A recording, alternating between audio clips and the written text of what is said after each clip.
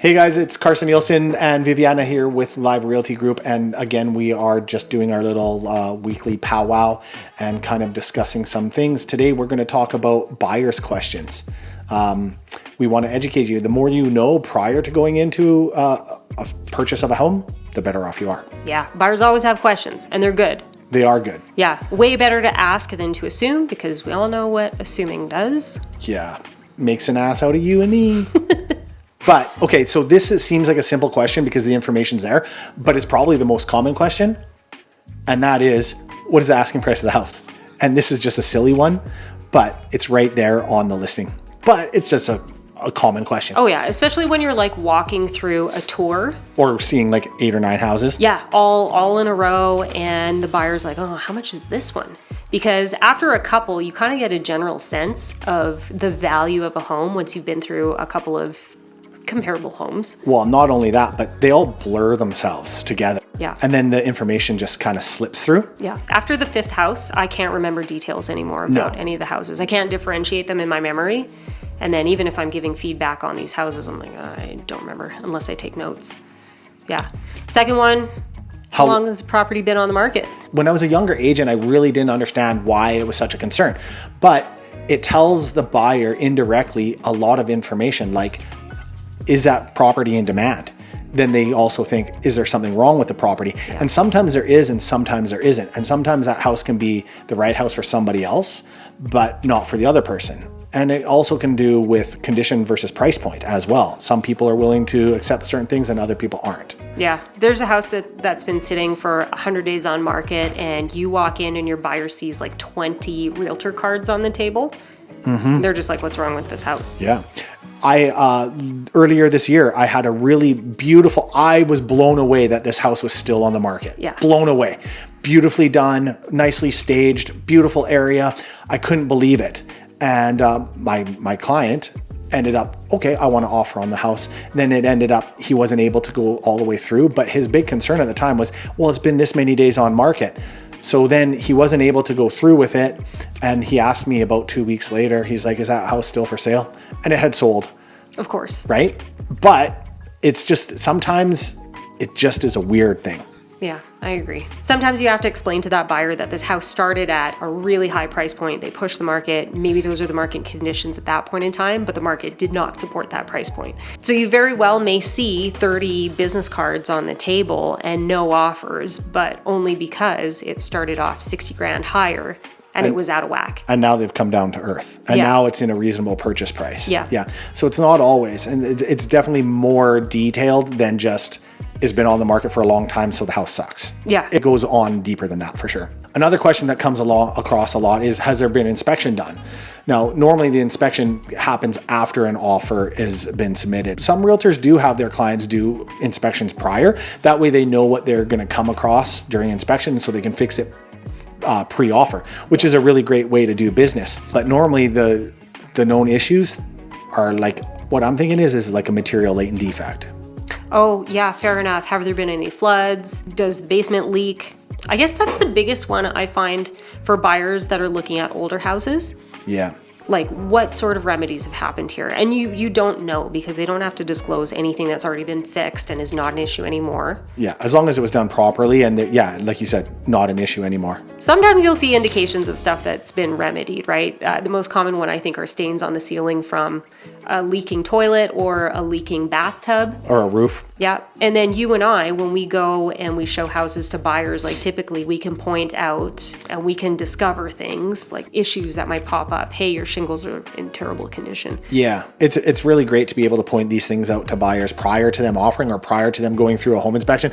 I know that I've done this in the past. If I couldn't spot the bad stuff prior to a home inspection and they go through with a home inspection and I'm like, man, I should have caught all that stuff, I'll pay for that home inspection because I feel horrible. Well, you used to be a builder though.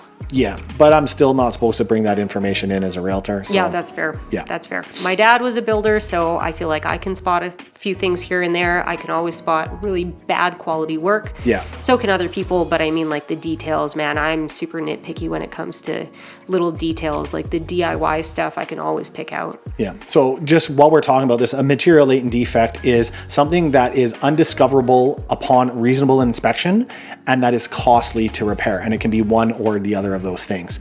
So material latent defect, for example, the roof needs to be repaired. Technically, they're supposed to disclose that.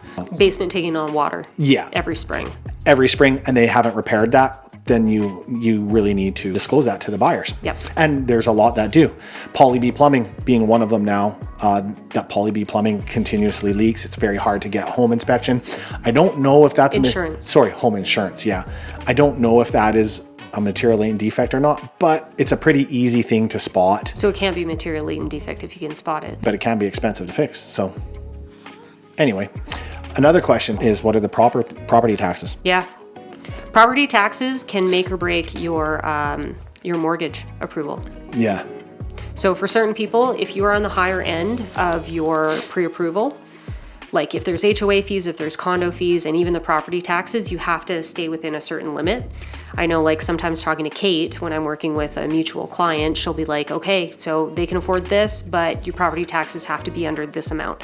So if I know that, then we're steering clear of certain neighborhoods, or we're steering clear of certain areas outside of Red Deer. A common thing that I hear a lot is the taxes up here in Red Deer are so much more than in Calgary.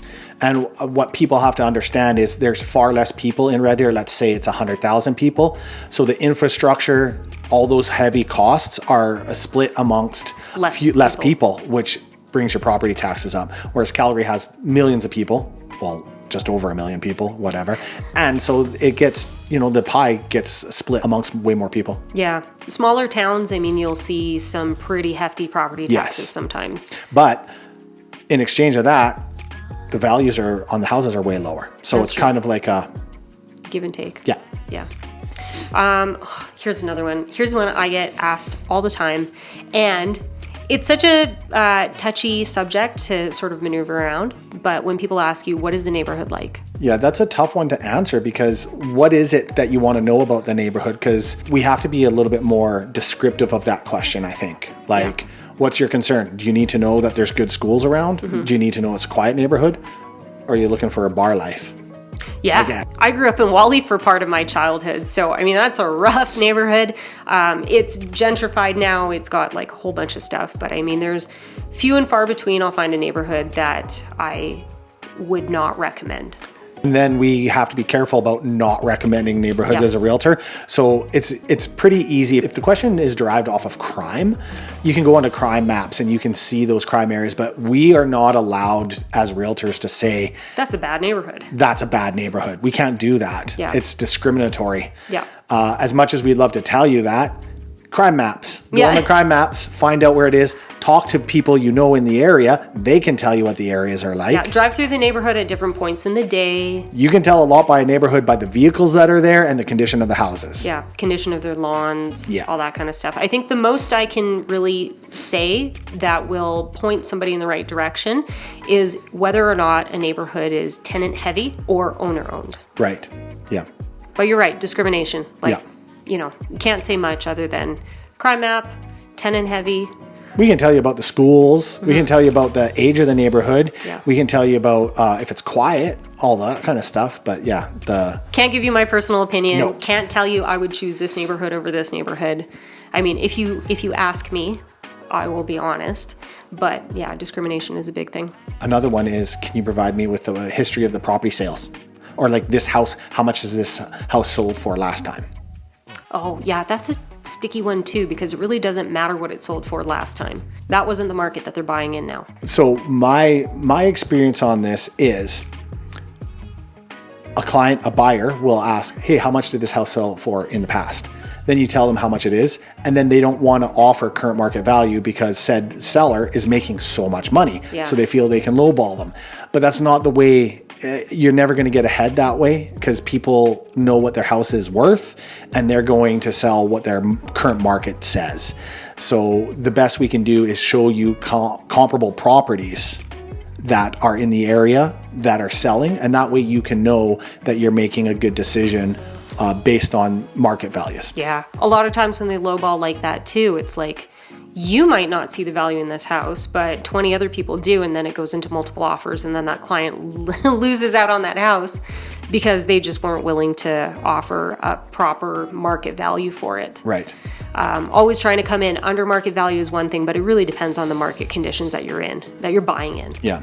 Just because you don't see the value in it doesn't mean Somebody else. a handful of other people aren't going to offer on it, and then you lose out, and then you waste your time writing these offers that go nowhere. How efficient is that house?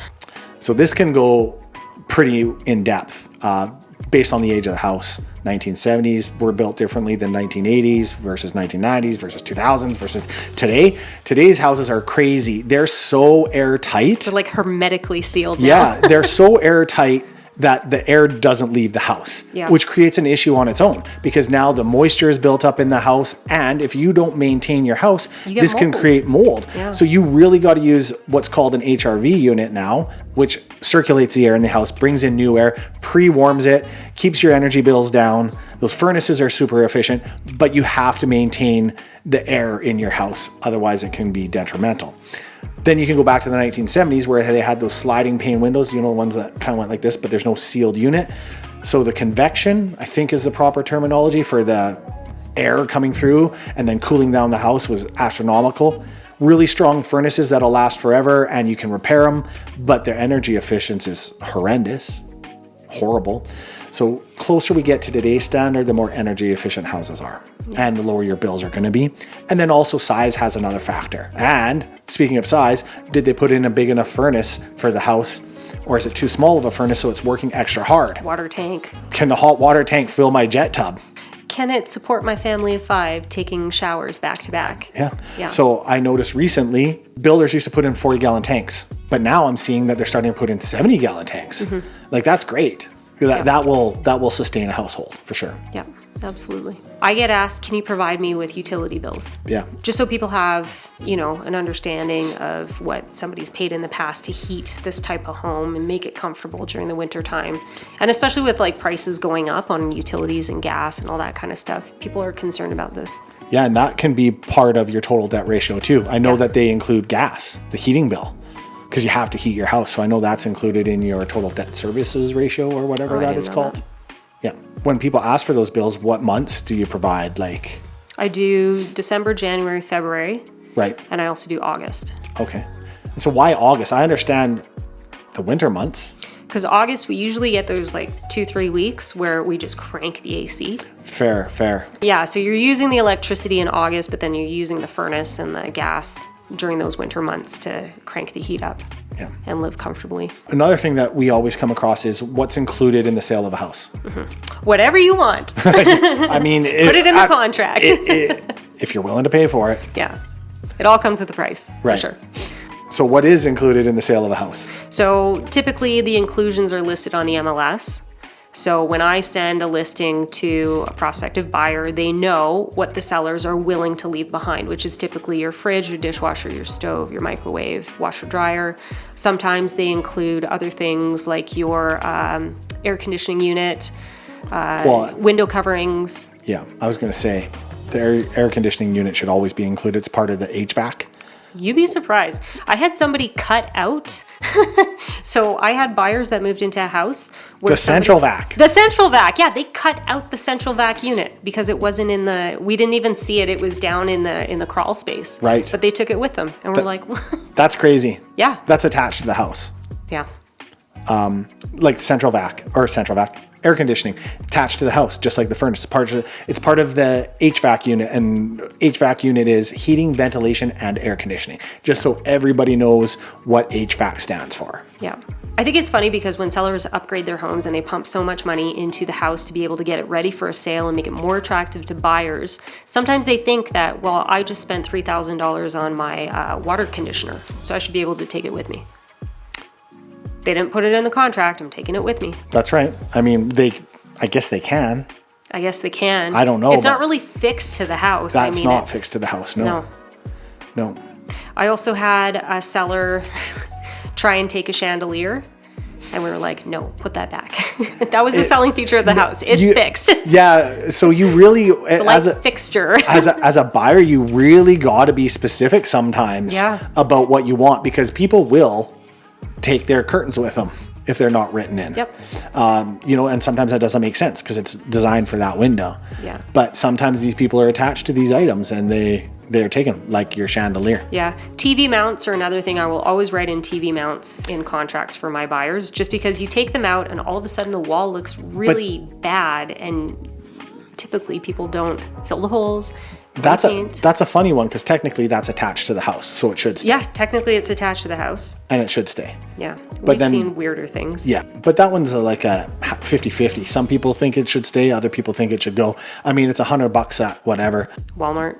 Pick up a new one for your new house. My concern is the mess that people leave behind. Or if they take away the security system because it's not owned, it's rented, and, you know, TELUS or Shaw wants to take away the security system, they leave behind like a big square that hasn't been painted and all that kind of stuff. So, okay. Are there any questions that you as a buyer might have that we haven't covered today? Let us know. Comment below.